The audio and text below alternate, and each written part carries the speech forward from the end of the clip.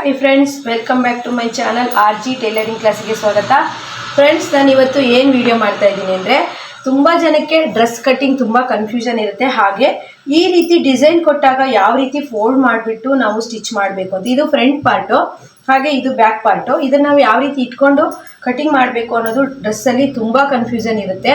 ಅದ್ರ ಬಗ್ಗೆ ನಾನು ಇವತ್ತು ವಿಡಿಯೋ ಮಾಡ್ತಾ ಇದ್ದೀನಿ. ಅಂದರೆ ಡ್ರೆಸ್ ಕಟ್ಟಿಂಗು ಮತ್ತು ಈ ಎಷ್ಟೆಲ್ಲ ಡ್ರೆಸ್ ಸ್ಟಿಚ್ ಆಗಿದೆ ಅಂತ ಹೇಳ್ಬಿಟ್ಟು ಈ ವಿಡಿಯೋದ ಕೊನೆಯಲ್ಲಿ ತೋರಿಸ್ತೀನಿ.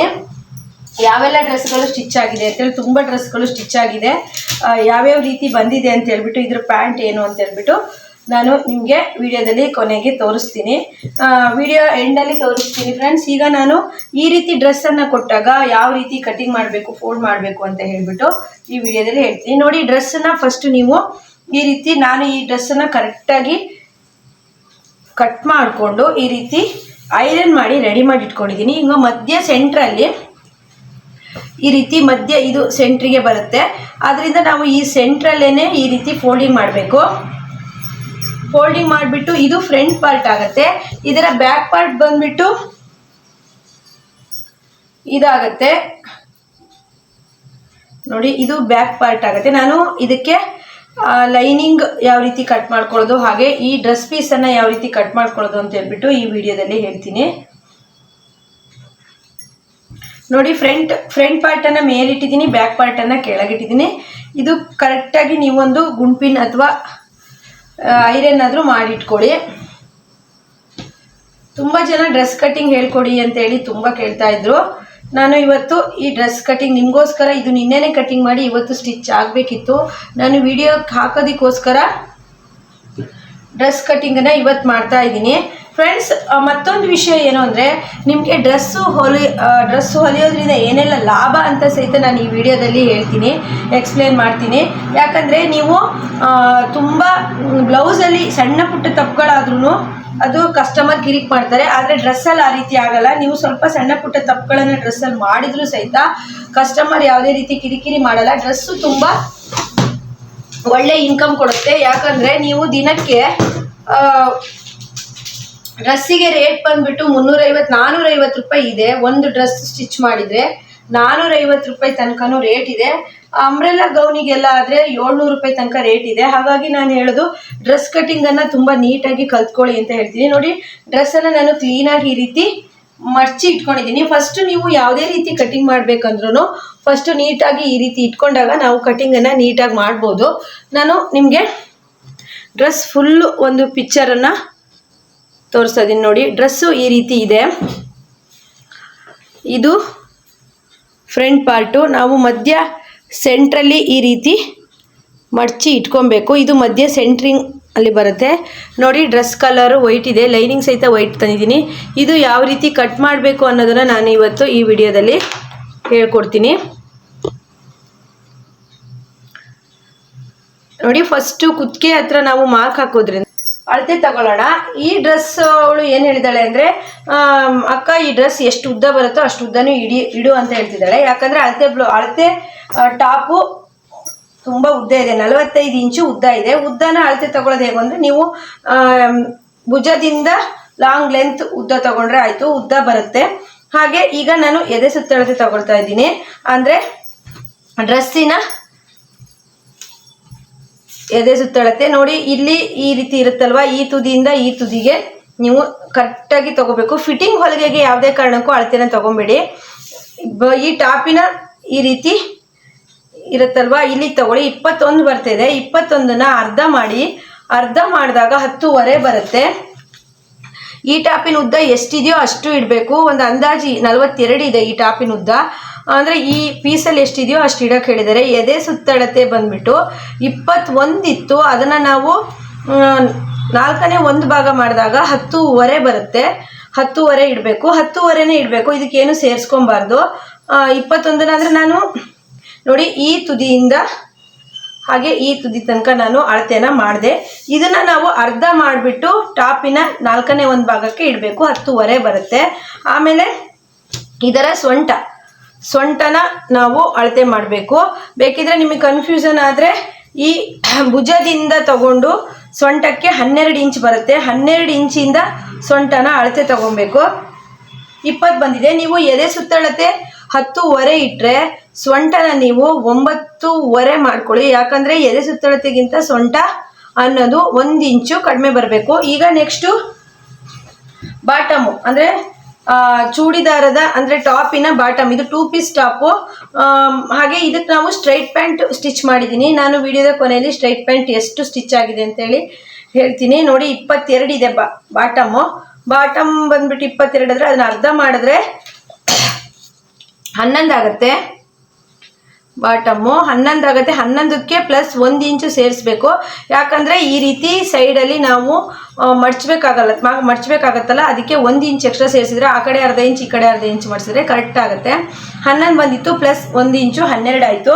ಈಗ ಕುತ್ತಿಗೆ ಉದ್ದ ಮತ್ತು ಕುತ್ತಿಗೆ ಅಗಲ, ಇವಳಿಗೆ ಇದು ಟಾಪ್ ಅಳತೆ, ಆದರೆ ಅವಳಿಗೆ ನಾರ್ಮಲ್ ಚೂಡಿದಾರದ ಒಂದು ಅಳತೆ ಬೇಕಂತೆ. ಹಾಗಾಗಿ ನಾನು 10.5 ಎದೆ ಸುತ್ತಳತೆ ಬಂದಿದೆಯಲ್ಲ, ಇವಳಿಗೆ ಎಷ್ಟು ಕುತ್ತಿಗೆ ಅಗಲ ಇಡೋದು ಅಂತಂದರೆ 2.25 ಕುತ್ತಿಗೆ ಅಗಲನ ಇಡ್ತೀನಿ. ಯಾಕಂದರೆ 2.25 ಇಟ್ಟಾಗ ಪೈಪಿಂಗ್ ಮಾಡೋದಾದರೆ ನೀವು 2.25 ಇಡಿ. ಅದೇ ನೀವು ಉಲ್ಟಾ ಫೋಲ್ಡ್ ಮಾಡೋದಾದರೆ 2.25 ಇಟ್ಟರೆ 2.25 ಸ್ಟಿಚ್ ಆದಮೇಲೆ ಬರುತ್ತೆ. ಹಾಗೆ ಭುಜ ಅಂತಾರೆ ಕುತ್ತಿಗೆ ಅಗಲ ಅಂದರೆ ನಿಮಗೆ ಗೊತ್ತಾಯಿತು ಅನ್ಕೊತೀನಿ. ಈ ಕುತ್ತಿಗೆ ಅಗಲ ಇಲ್ಲಿಂದ ಇಲ್ಲಿಗೆ ಅದು ನಾನು 2.25 ಇಟ್ಕೊಳ್ತಾ ಇದ್ದೀನಿ. ಅಂದರೆ ಇದು ಟಾಪ್ ಅಳತೆ ಬೇಡ, ಟಾಪ್ ಅಳತೆ ಆದರೆ ಇದು ನೆಕ್ ಚೇಂಜ್ ಆಗುತ್ತೆ. ಈ ಟಾಪಲ್ಲಿ ನಾವು ಎದೆ ಸುತ್ತಳತೆ, ಸೊಂಟ, ಬಾಟಮು ಮತ್ತು ಟಾಪಿನ ಕಟ್ಟುದ್ದ ತಗೊಳ್ತಾ ಇದ್ದೀವಿ. ಆದರೆ ನಾರ್ಮಲ್ ಟಾಪ್ ಹೊಲಿಯೋದ್ರಿಂದ ನಾನು ಭುಜನ 3.25 ತಗೊಳ್ತಾ ಇದ್ದೀನಿ. ಹೊಲಿದಾದ್ರ ಮೇಲೆ 3 ಇಂಚಿಗೆ ಅಥವಾ 2.25 ಇಂಚಿಗೆ ಬರುತ್ತೆ. 2.25 ತೊಗೊಂಡ್ರೆ 2.25 ಬರುತ್ತೆ ಕುತ್ತಿಗೆ ಅಗಲ. ನಾನು ಮಾರ್ಕ್ ಮಾಡೋ ಸಮೇತ ಹೇಳ್ತೀನಿ. ಈಗ ಕಟ್ಟುದ್ದನ ನೀವು ಯಾವ ರೀತಿ ತಗೋಬೇಕು ಅಂತಂದರೆ ನೋಡಿ, ಇಲ್ಲಿ ಶೋಲ್ಡರ್ ಇಂದನೂ ಸಹಿತ ಕಟ್ಟುದ್ದನ ತಗೋಬೋದು. ಕಟ್ಟುದ್ದ ಅಂದರೆ ಗೊತ್ತಾಯ್ತು ಫ್ರೆಂಡ್ಸ್, ಇಲ್ಲಿ ಕಟ್ಟು ಬರುತ್ತಲ್ವ, ಅದು ಕಟ್ಟುದ್ದ ಬಂದ್ಬಿಟ್ಟು 20 ಇಂಚಿದೆ. ಹಾಗೆ ಕಟ್ಟ ಅಗಲ ಬಂದ್ಬಿಟ್ಟು ಕಟ್ಟಗ್ಲ ಅಂದರೆ ಈ ಕಟ್ಟ ಹತ್ರ ಬಂದಿರುತ್ತಲ್ವ, ಅದನ್ನೇ ನೀವು ಅಗ್ಲ ಆಗಿ ತಗೋಬೋದು. ಕಟ್ಟುದ್ದ ಬಂದ್ಬಿಟ್ಟು 20 ಇಂಚಿದೆ. ಕಟ್ಟು ಉದ್ದ 20 ಇಂಚು, ಕಟ್ಟಗ್ಲ 20 ಇಂಚು. ಇಷ್ಟು ನಾವು ಒಂದು ಅಳತೆ ಟಾಪಲ್ಲಿ ಅಳತೆ ತಗೊಳ್ವಿ. ಬಾಡಿ ಮೆಜರ್ಮೆಂಟ್ ತಗೊಳ್ಳೋದಕ್ಕೂ ಅಷ್ಟೇ, ನೀವು ಇಷ್ಟು ಅಳತೆನ ತಗೋಬೋದು. ಈಗ ನಾನು ಅಳತೆನ ಮಾಡ್ತೀನಿ. ನೋಡಿ ಫ್ರೆಂಡ್ಸ್, ಈ ಟಾಪಲ್ಲಿ ಎಷ್ಟು ಉದ್ದ ಇದೆಯೋ ಅಷ್ಟು ಉದ್ದನೂ ಅವರಿಗೆ ಉದ್ದ ಬೇಕು ಅಂತ ಹೇಳಿದ್ದಾರೆ. ಹಾಗಾಗಿ ನಾನು ಉದ್ದ ಏನು ಕಟ್ ಮಾಡೋದಿಲ್ಲ. ಈಗ ನಿಮಗೆ ಕುತ್ತಿಗೆ ಅಗಲ, ಭುಜ ಮತ್ತು ಶೇಪ್ ಹಾಕ್ಬಿಟ್ಟು ತೋರಿಸ್ತೀನಿ. ತುಂಬ ಯೂಸ್ಫುಲ್ ಆದಂಥ ವಿಡಿಯೋ. ನೀವು ಒಂದೊಂದು ಟಾಪ್ ಅಂದರೆ ಈಗ ಸ್ಟ್ರೈಟ್ ಪ್ಯಾಂಟಿಗೆ 2 ಪೀಸ್ ಟಾಪನ್ನು ಸ್ಟಿಚ್ ಮಾಡಿಸ್ತಾ ಇದ್ದಾರೆ. ಹಾಗಾಗಿ ಈಗ ರನ್ನಿಂಗಲ್ಲಿದೆ 2 ಪೀಸ್ ಟಾಪು. ಮಾಡಬೇಕು ಅಂತಂದರೆ ಕುತ್ತಿಗೆ ಅಗಲವನ್ನು ಇಟ್ಕೋಬೇಕು 2.25 ಇಂಚು. ಹಾಗೆ ಭುಜ ಬಂದ್ಬಿಟ್ಟು 3.25 ಇಂಚು. ಹಾಗೆ ಕಂಕ್ಳು ಬಂದ್ಬಿಟ್ಟು 6 ಇಂಚು ತಗೋಬೇಕು. ಅದೇ ನೀವು ಬೋಟ್ ನೆಕ್ ಸ್ಟಿಚ್ ಮಾಡೋದಾದರೆ ಈ ಅಳತೆ ಚೇಂಜ್ ಆಗುತ್ತೆ. ನೋಡಿ, ಕುತ್ತಿಗೆ ಅಗಲ, ಭುಜ ಮತ್ತು ಕಂಕ್ಳು ಉದ್ದ. ಮತ್ತು ಈಗ ಎದೆ ಸುತ್ತಳತೆ ತಗೋಬೇಕು. 10.25 ಇದೆ. 10.25ಗೆ ಏನು ಆ್ಯಡ್ ಮಾಡಬಾರ್ದು, 10.25ನೇ ಇಡಬೇಕು. ಹಾಗೆ ಇಲ್ಲಿ ನಾರ್ಮಲಾಗಿ ನೀವು 1 ಇಂಚಿಗೆ ಒಂದು ಶೇಪನ್ನು ಕೊಡಿ. ಹಾಗೆ ಇಲ್ಲಿಂದ ನೀವು ಸೊಂಟದ ಉದ್ದವನ್ನು ತಗೋಬೇಕು. ನಾರ್ಮಲಾಗಿ ಫ್ರೆಂಡ್ಸ್ ತುಂಬ ದಪ್ಪ ಮತ್ತು ಸ್ವಲ್ಪ ಏಜ್ ಆದರೆ 13 ಇಂಚ್ ಬರುತ್ತೆ. ಇವಳು ಒಂದು 20 ವರ್ಷದ ಹುಡುಗಿ ಆದ್ದರಿಂದ 12 ಇಂಚು ಸಾಕು. ಹಾಗೆ ಇದು ನಾನು ಸೊಂಟದ ಉದ್ದ 12 ಇಂಚ್ ತಗೊಂಡೆ. ಸೊಂಟದ ಅಗಲ ಬಂದ್ಬಿಟ್ಟು ಇಲ್ಲಿ 10.25 ಇದ್ದರೆ ಇಲ್ಲಿ 9.25. ಆಮೇಲೆ ಇದರಿಂದ ಇದಕ್ಕೆ ಒಂದು ಸ್ಟಿಚ್ಚನ್ನು ಹಾಕಿ, ನಂತರ ಈಗ ಕುತ್ತಿಗೆ ಅಗಲ, ಸೊಂಟ ಮತ್ತು ಕಂಕಳು ಮತ್ತು ಸೊಂಟದ ಉದ್ದ ಇಟ್ಟೆ. ಎದೆ ಸುತ್ತಳತೆಗಿಂತ ಸೊಂಟದ ಉದ್ದದಲ್ಲಿ 1 ಇಂಚು ಕಡಿಮೆ ಮಾಡಿ 9.25 ಇಟ್ಟೆ. ತುಂಬ ಜನ ಈ ತಪ್ಪನ್ನು ಮಾಡ್ತಾರೆ. ಏನಂದರೆ ಎದೆ ಸುತ್ತಳತೆ ಸೇಮು ಸೊಂಟನೂ ಇಡ್ತಾರೆ. ಆ ರೀತಿ ಮಾಡೋದ್ರಿಂದ ನೀವು ಡ್ರೆಸ್ಸು ಈ ಶೇಪಲ್ಲಿ ಬರೋದಿಲ್ಲ. ನಾರ್ಮಲಾಗಿ ಈ ಶೇಪಲ್ಲಿ ಬರೋದಿಲ್ಲ. ಡ್ರೆಸ್ ಫಿಟ್ಟಿಂಗ್ ಸಹಿತ ಚೆನ್ನಾಗಿ ಬರೋದಿಲ್ಲ. ಆದ್ದರಿಂದ ನೀವು ಎದೆ ಸುತ್ತಳತೆಗಿಂತ ಸೊಂಟಕ್ಕೆ 1 ಇಂಚು ಕಮ್ಮಿ ತಗೊಳ್ಳಿ. ಇಷ್ಟು ನಿಮಗೆ ಅರ್ಥ ಆಯ್ತು ಅನ್ಕೊಳ್ತೀನಿ. ನೋಡಿ ಫ್ರೆಂಡ್ಸ್, ಈಗ ಮುಂಭಾಗದ ಡೀಪು, ಇವಳು ಮುಂಭಾಗದ ಡೀಪಲ್ಲಿ ಜಾಸ್ತಿ ಬೇಡ ಅಂತ ಹೇಳಿದಾಳೆ. ಹಾಗಾಗಿ 5.25 ತಗೊಳ್ತಾ ಇದ್ದೀನಿ. 5.25ಗೆ ಮತ್ತೆ 2.25 ಕುತ್ತಿಗೆ ಅಗಲ. ಹಾಗಾಗಿ ಒಂದು ಬಾಕ್ಸನ್ನು ಹಾಕ್ತಾ ಇದ್ದೀನಿ. ಇದು ನಾವೀಗ ಏನು ಅಂತಂದರೆ, ಇದು ಬಾಕ್ಸ್ ಟೈಪಲ್ಲಿ ಡಿಸೈನ್ ಇರೋದ್ರಿಂದ ಹಾಗಾಗಿ ನಾವು ಬಾಕ್ಸ್ ಟೈಪಲ್ಲೇ ಕಟ್ ಮಾಡ್ತೀನಿ. ಅಂದರೆ ರೌಂಡ್ ನೆಕ್ ಕೊಡೋದಿಲ್ಲ, ಅಂದರೆ ಚೌಕ ನೆಕ್ಕೆ ಕೊಡ್ತೀನಿ. ಈಗ ಇಷ್ಟು ನಿಮಗೆ ಅರ್ಥ ಆಯಿತು ಅಂದ್ಕೊಳ್ತೀನಿ. ಈಗ ನಾವು ಬಾಟಮ್ ಸೊಂಟದ ಹತ್ರ ಹೋಗೋಣ.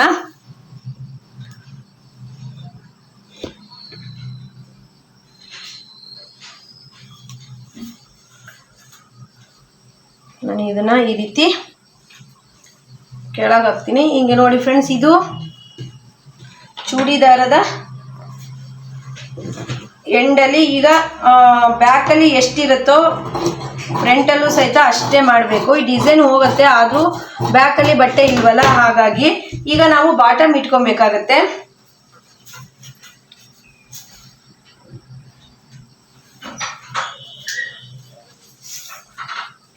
ನೋಡಿ, ಬಾಟಮ್ ಬಂದ್ಬಿಟ್ಟು 11 ಇಂಚ್ ಬಂದಿತ್ತು, ಅದಕ್ಕೆ 1 ಇಂಚು ನಾವು ಈ ರೀತಿ ಎಕ್ಸ್ಟ್ರಾ ಮಾಡಿದ್ವಿ. ನಿಮಗೆ ನೀವು ಇನ್ನೊಂದ್ಸರಿ ನೋಡಿ, ಇದನ್ನ ಈ ರೀತಿನೇ ಅಳತೆ ಮಾಡಬೇಕು. ನಂತರ ಈ ರೀತಿ ಇಡಬೇಕು. ನೋಡಿ, ಈ ರೀತಿ ಇಟ್ಟಾಗ ಇಲ್ಲಿ ಎಕ್ಸ್ಟ್ರಾ ಬಟ್ಟೆ ಅನ್ನೋದು ಇದೆ, ಇದು ಫೋಲ್ಡಿಂಗಿಗೆ ಹೋಗುತ್ತೆ. ಇದಾದ ನಂತರ ನೀವು ಇಲ್ಲಿ ಸೊಂಟದ ಹತ್ರ ಇಟ್ಟಿರ್ತೀರಲ್ಲ, ಇಲ್ಲಿಂದ ನೀವು ಸ್ಕೇಲನ್ನು ಯೂಸ್ ಮಾಡಿ. ಯಾಕಂದರೆ ಲೈನು ಕರೆಕ್ಟಾಗಿ ಬರದೇ ಇದ್ದರೆ ಕಷ್ಟ.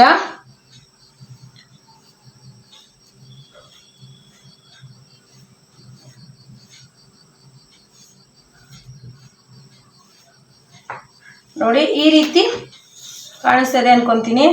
ಈ ರೀತಿ ಕುತ್ತಿಗೆ ಅಗಲ, ಭುಜ ಮತ್ತು ಕಂಕ್ಳು ಉದ್ದ, ಎದೆ ಸುತ್ತಳತೆಗಿಂತ ಸೊಂಟ 1 ಇಂಚು ಕಡಿಮೆ, ಹಾಗೆ ಬಾಟಮ್ಮು. ಮತ್ತು ಈ ಬಾಟಮ್ ಹತ್ರ ನಿಮಗೆ ನೆನ್ಪಿಟ್ಕೋಬೇಕಾಗಿದೆ ಏನು ಅಂತ ಅಂದರೆ, 1 ಇಂಚಿಂದ ಸ್ವಲ್ಪ ಈ ರೀತಿ ಕರ್ವ್ ಕೊಡಬೇಕು. ಕರ್ವ್ ಕೊಡೋದ್ರಿಂದ ಇಲ್ಲಿ ಶೇಪು ಚೆನ್ನಾಗಿ ಬರುತ್ತೆ. ಮತ್ತು ಈಗ ನೆಕ್ಸ್ಟ್ ಏನು ಅಂತ ಅಂದರೆ, ಇದರ ಫಿಟ್ಟಿಂಗ್ ಮಾಡುವಾಗ ಒಂದು ಅಳತೆ ಬೇಕಲ್ವಾ. ಈ ಡ್ರೆಸ್ಸಿನ ಫಿಟ್ಟಿಂಗ್ ಎಷ್ಟಿದೆ ಅಂತ ಹೇಳಿ ನಾವು ನೋಡಬೇಕು. ಡ್ರೆಸ್ ಫಿಟ್ಟಿಂಗ್ ಬಂದ್ಬಿಟ್ಟು 16 ಇಂಚಿದೆ. 16 ಇಂಚನ್ನು ಅರ್ಧ ಮಾಡಿದಾಗ, 4ನೇ 1 ಭಾಗ ಮಾಡಿದಾಗ 8 ಇಂಚ್ ಬರುತ್ತೆ. ನೋಡಿ, ನಾನು ಇವಾಗಲೇ ಹಾಕ್ತಾ ಇದ್ದೀನಿ, ಯಾಕಂದರೆ ನಿಮಗೆ ಒಂದು ಅಂದಾಜು ಸಿಗಲಿ ಅಂತ ಹೇಳ್ಬಿಟ್ಟು. ಫಿಟ್ಟಿಂಗ್ ಟೈಮಲ್ಲಿ ಇಲ್ಲಿಗೆ ಫಿಟ್ಟಿಂಗ್ ಬರುತ್ತೆ, 2 ಇಂಚು ಇದು ಎಕ್ಸ್ಟ್ರಾ ಉಳಿಯುತ್ತೆ. ನಾನು ಇದು ಯಾಕೆ ಹಾಕ್ತಾ ಇದ್ದೀನಿ ಅಂತ ಅಂದರೆ, ನಿಮಗೆ ನಾನು ಕಟ್ಟಿಂಗ್ ವಿಡಿಯೋ ಅಷ್ಟೇ ತೋರಿಸ್ತಾ ಇರೋದಲ್ವಾ, ಸ್ಟಿಚಿಂಗ್ ಮಾಡುವಾಗ ಕನ್ಫ್ಯೂಸ್ ಆಗಬಾರ್ದು ಅಂತ ಹೇಳ್ಬಿಟ್ಟು. ನೋಡಿ, ಇಷ್ಟು ಬಟ್ಟೆ ಇದು ಸೈಡು ಕಟ್ ಮಡ್ಚೋಕ್ಕೆ ಸಿಗತ್ತೆ. ಆಮೇಲೆ ಕಟ್ ಉದ್ದ ಬಂದ್ಬಿಟ್ಟು 20 ಇಂಚಿತ್ತು. ಅಂದರೆ ನಾರ್ಮಲ್ ಆಗಿ ಕೆಲವು ಜನ 16 ಅಥವಾ 17 ಇಂಚು ಕಟ್ ಇಟ್ಕೊಳ್ತಾರೆ. ಇವ್ರದ್ದು 20 ಇಂಚಿಗಿದೆ. ನೋಡಿ, ಕಟ್ಟು ಉದ್ದ ಬಂದ್ಬಿಟ್ಟು 20 ಇಂಚು, ಕಟ್ ಅಗಲ ಬಂದ್ಬಿಟ್ಟು 20 ಇದೆ, 10ಕ್ಕೆ ಆಗುತ್ತೆ. ಅಂದರೆ ಇಲ್ಲಿ ಇದು ರೆಡಿ ಟಾಪ್ ಆಗಿರೋದ್ರಿಂದ ಅಷ್ಟು ನೀಟಾಗಿ ಇಲ್ಲ ಇದರಲ್ಲಿ. ಹಾಗಾಗಿ ಸ್ವಲ್ಪ ಮಡ್ಚೋದ್ರಿಂದ ಕರೆಕ್ಟಾಗಿ 9 ಇಂಚಿಗೆ ಬರುತ್ತೆ. ಮತ್ತು ಹುಡುಗಿನೂ ಸಹಿತ ತುಂಬ ತೆಳು ಇದ್ದಾಳೆ. ಅದೇ ನೀವು ದಪ್ಪ ಇರೋರಿಗಾದರೆ ನೀವು ಬಾಟಮ್ ಸ್ವಲ್ಪ ಜಾಸ್ತಿ ತೊಗೊಳ್ಳಿ, ಮತ್ತು ಕಟ್ಟು ಸೊಂಟದ ಹತ್ರ ಸ್ವಲ್ಪ ಜಾಸ್ತಿ ತೊಗೋಬೇಕಾಗತ್ತೆ. ಯಾಕಂದರೆ ಇಲ್ಲಿ ನೀವು ಅಂದರೆ ಫಿಟ್ಟಿಂಗ್ ಮಾಡ್ತೀರಲ್ವ, ಕಟ್ಟು ಕೊಡ್ತೀರಲ್ಲ, ಇಲ್ಲಿ ಟೈಟ್ ಆಯಿತು ಅಂದರೆ ಟಾಪೇ ಹಾಳಾಗತ್ತೆ. ನೋಡಿ, ಈ ರೀತಿ ಟಾಪ್ ಕಟ್ಟಿಂಗ್ ಅನ್ನೋದು ಬರುತ್ತೆ.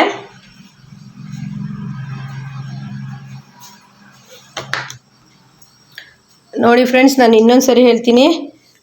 ಕುತ್ತಿಗೆ ಅಗಲ, ಕುತ್ತಿಗೆ ಉದ್ದ, ಹಾಗೆ ಕಂಕಳು, ಹಾಗೆ ನೋಡಿ ಇದು 2 ಇಂಚು ಫಿಟ್ಟಿಂಗಿಗೆ. ನೋಡಿ, ಬಾಟಮ್ ಸಹಿತ ತೋರಿಸ್ತೀನಿ. ನೋಡಿ, ಬಾಟಮ್ ಬಂದ್ಬಿಟ್ಟು ಇಲ್ಲಿ 1/4 ಇಂಚಿಗೆ ಮಾರ್ಕ್ ಮಾಡಿ ಈ ರೀತಿ ಕಟ್ ಮಾಡಬೇಕು.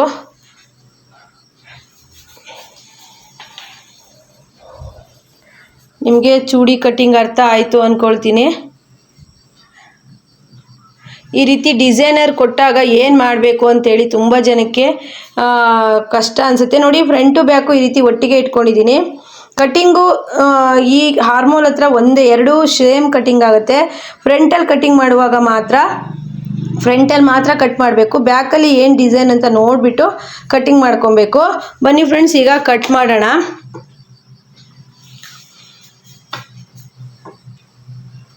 ನಾನು ಈಗ ಸ್ಟಾರ್ಟಿಂಗ್ ಚೂಡಿ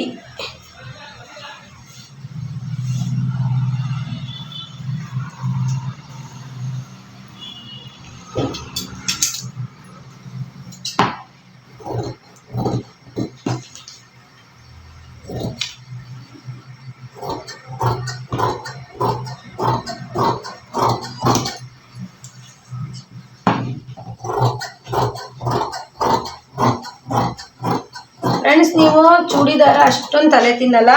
ನೀವು ದಿನಕ್ಕೆ 4-5 ಜೊತೆ ಡ್ರೆಸ್ಸನ್ನು ಸ್ಟಿಚ್ ಮಾಡಿಬಿಟ್ಟು ಜಾಸ್ತಿ ಅಮೌಂಟನ್ನು ಗಳಿಸ್ಬೋದು. ನೋಡಿ, ಇದು ಬ್ಯಾಕು ಫ್ರಂಟು ಒಟ್ಟಿಗೆ ಈ ರೀತಿ ಕಟಿಂಗ್ ಮಾಡೋವಂಥದ್ದು.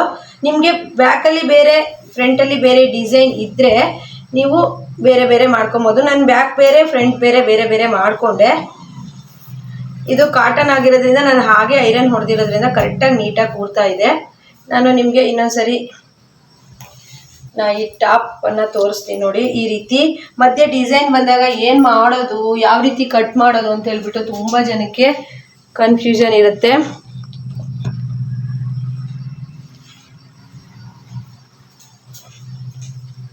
ನೋಡಿ, ಈ ಡಿಸೈನ್ ಅನ್ನೋದು ಕರೆಕ್ಟಾಗಿ ಎರಡೂ ಕಡೆ ಕರೆಕ್ಟಾಗಿ ಒಂದೇ ಸಮಾನೆ ಬಂದಿದೆ. ತುಂಬ ಜನಕ್ಕೆ ಅದು ಕನ್ಫ್ಯೂಸ್ ಆಗಿ ಈ ಡಿಸೈನ್ ಕರೆಕ್ಟಾಗಿ ಸೆಂಟ್ರಿಗೆ ಬರ್ದಿರೋ ಥರ ಕಟ್ ಮಾಡ್ತಾರೆ. ನಾವು ಟೈಲರಿಂಗ್ ಕಲ್ತಂತ ಸ್ಟಾರ್ಟಿಂಗಲ್ಲಿ ಆ ರೀತಿ ತಪ್ಪನ್ನು ಮಾಡಿದ್ದೀವಿ. ಈಗ ನೆಕ್ಕನ್ನು ಕಟ್ ಮಾಡ್ಕೊಳ್ಳೋಣ. ಇದು ಬಾಕ್ಸು ಟೈಪೇ ಇರೋದ್ರಿಂದ ಚೌಕಾಕಾರದ ನೆಕ್ಕನ್ನೇ ಇಡ್ತಾ ಇದ್ದೀನಿ.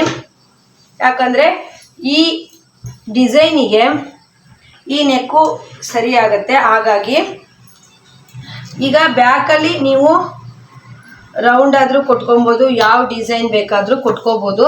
ಆದರೆ ಇವಳು ಸ್ವಲ್ಪ ಡೀಪನ್ನು ಕಮ್ಮಿನೇ ಇಡೋಕ್ಕೆ ಹೇಳಿರೋದ್ರಿಂದ ನಾನು 5 ಇಂಚಿಗೆ ಇಡ್ತಾ ಇದ್ದೀನಿ. 2.25 ಸೇಮ್ ನಾವು ಹೇಗೆ ಇಟ್ಟಿದ್ವಿ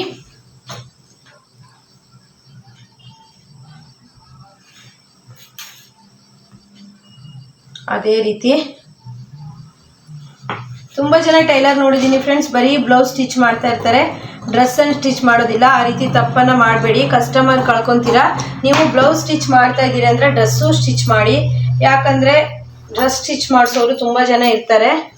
ನೋಡಿ, ಬ್ಯಾಕಲ್ಲಿ ಕಟ್ಟಿಂಗ್ ಆಯಿತು. ಈಗ ಇದಕ್ಕೆ ನಾವು ಯಾವ ರೀತಿ ಲೈನಿಂಗನ್ನು ಹಾಕಬೇಕು ಅನ್ನೋದನ್ನು ನಾನು ಈ ವಿಡಿಯೋದಲ್ಲಿ ಹೇಳ್ತೀನಿ. ಅದಕ್ಕೂ ಮೊದಲು ನಾವು ಡ್ರೆಸ್ಸನ್ನು ಸ್ಟಿಚ್ ಮಾಡಿರೋದನ್ನ ನಿಮಗೆ ಅಂದರೆ ಐರನ್ ಆಗಬೇಕು ಫ್ರೆಂಡ್ಸ್. ಇದು ಡ್ರೆಸ್ಸು ನೋಡಿ, ಡ್ರೆಸ್ ಇನ್ನೂ ಐರನ್ ಆಗಬೇಕು. ಎಲ್ಲದೂ ಸಹಿತನೂ ಫ್ರಂಟ್ ಈ ರೀತಿ ಡಿಸೈನ್ ಇರೋದೆ.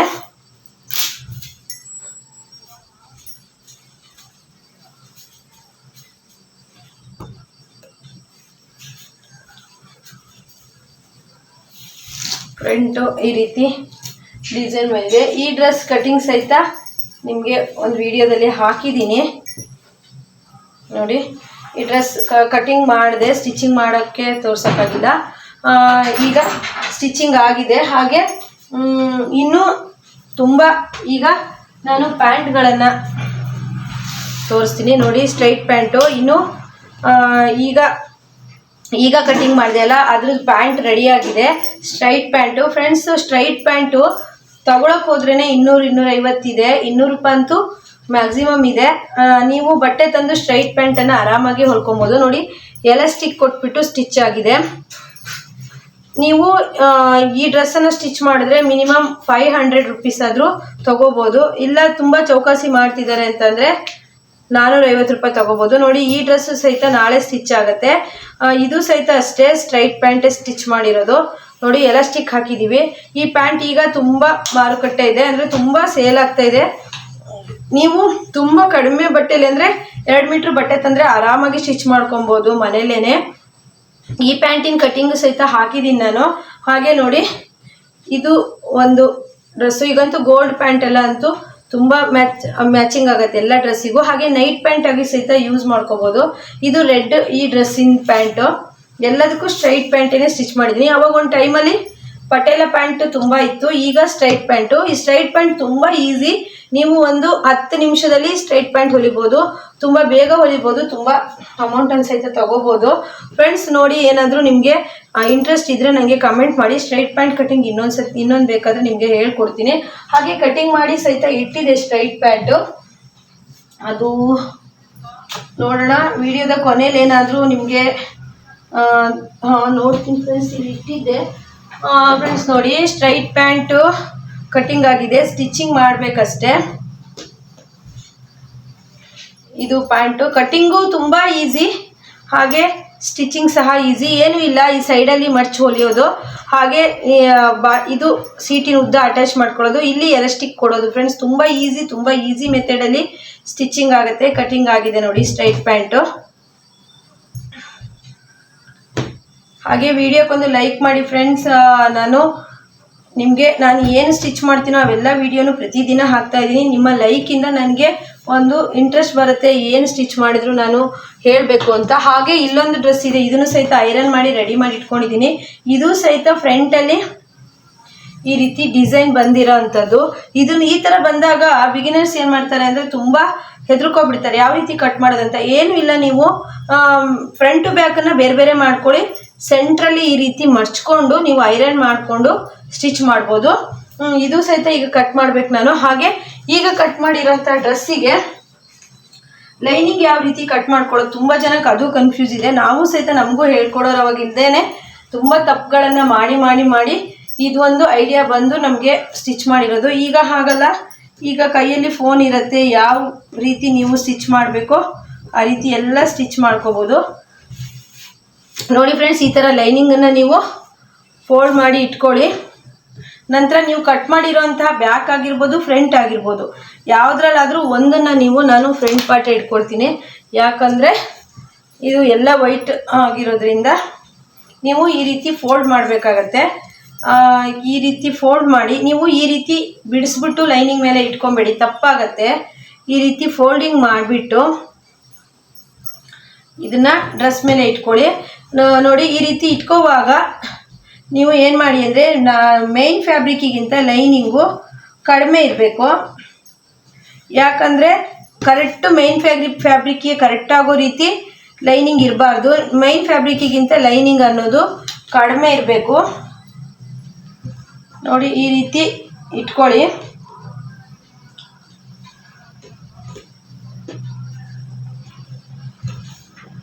ಯಾವತ್ತೂ ಅಷ್ಟೇ ಮೇನ್ ಫ್ಯಾಬ್ರಿಕ್ಕಿಗಿಂತ ಲೈನಿಂಗ್ ಅನ್ನೋದು ಕಡಿಮೆ ಇರಬೇಕು. ಹಾಗಂತ ತುಂಬ ಕಡಿಮೆ ಮಾಡ್ಕೊಬೇಡಿ, ಚೆನ್ನಾಗಾಗಲ್ಲ. ತುಂಬ ಟ್ರಾನ್ಸ್ಪರೆಂಟ್ ಇದ್ದರೆ ಚೆನ್ನಾಗಿ ಕಾಣಲ್ಲ. ನಾನು 2 ಮೀಟ್ರ್ ಲೈನಿಂಗ್ ತೊಗೊಬಂದಿದ್ದೀನಿ ಧಾರಾಳವಾಗಿ, ಅದರಿಂದ ತುಂಬ ಲೈನಿಂಗನ್ನು ಕಡಿಮೆ ಕಟ್ ಮಾಡಲ್ಲ.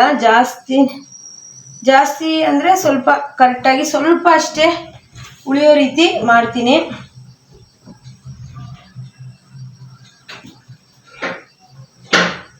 ಲೈನಿಂಗನ್ನು ಮೇನ್ ಫ್ಯಾಬ್ರಿಕ್ ಕೆಳಗೆ ಇಟ್ಬಿಟ್ಟು ನೋಡಿ, ಈ ರೀತಿ 4 ಫೋಲ್ಡನ್ನು ಮಾಡಿಕೊಂಡು ಸ್ವಲ್ಪ ಬಿಟ್ಬಿಟ್ಟು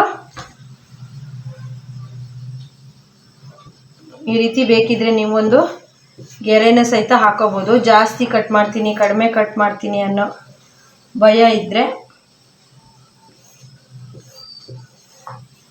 ಇದು ಬ್ಯಾಕು ಮತ್ತು ಫ್ರಂಟ್ ಎರಡೂ ಒಟ್ಟಿಗೆ ಕಟ್ ಆಗುತ್ತೆ. ಈಗ ಕಟಿಂಗ್ ಮಾಡೋಣ.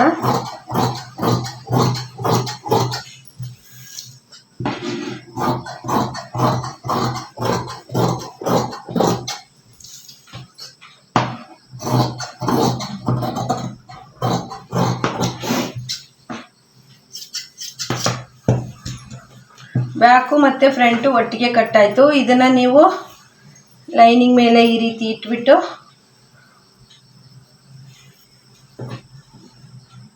ಮೇಲ್ಗಡೆ ಇರುತ್ತಲ್ಲ ಅದನ್ನು ಈ ರೀತಿ ಅಡಿಯಾಗಿ ಇಟ್ಟು ಇಲ್ಲಿ ಸ್ಟಿಚ್ ಮಾಡಿ ಉಲ್ಟಾ ಫೋಲ್ಡ್ ಮಾಡಿದ್ರೆ ಇದು ಮೇಲ್ ಬರುತ್ತೆ.